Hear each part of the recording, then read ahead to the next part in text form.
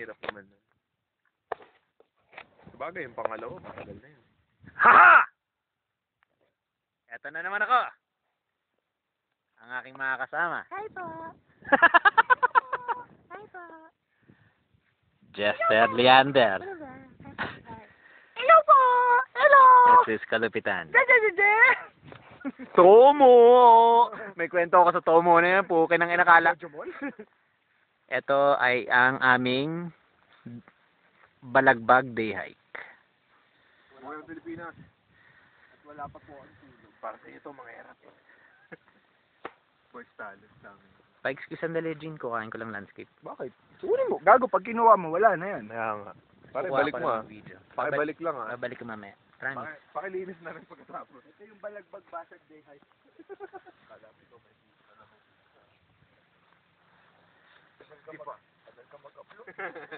Wala kang kwenta ka usap eh. Isa lang ang komento ko.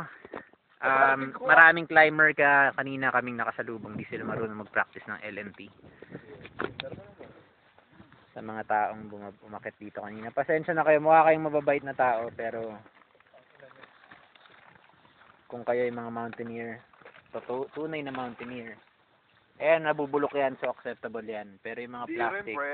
Hindi, pero siguro proper disposal lang. Wala silang pinaka-dispose ng maayos. Pero anyway, medyo promising tong lugar na to. Nabalita, first time ko dito, first time naming lahat dito.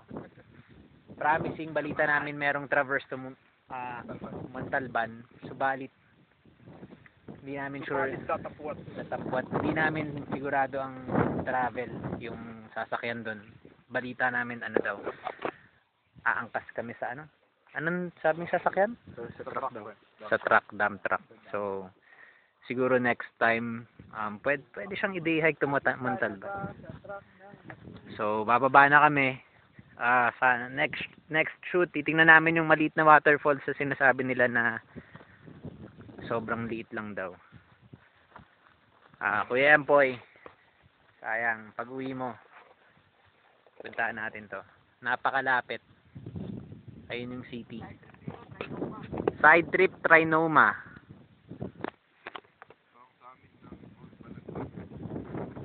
Kitang-kita yung mga city. Alright, that's it. Thank you very much. Next video log, Mac Trav. Lalabang na kami. Ang Mac Trav team. Siyempre ako, andun ako. Yan, photographer na yan. Kasama yan sa Mac Trav team. Lalamang na kami. Yan, sama din siya pag wala siyang tawag. Ka-transmission.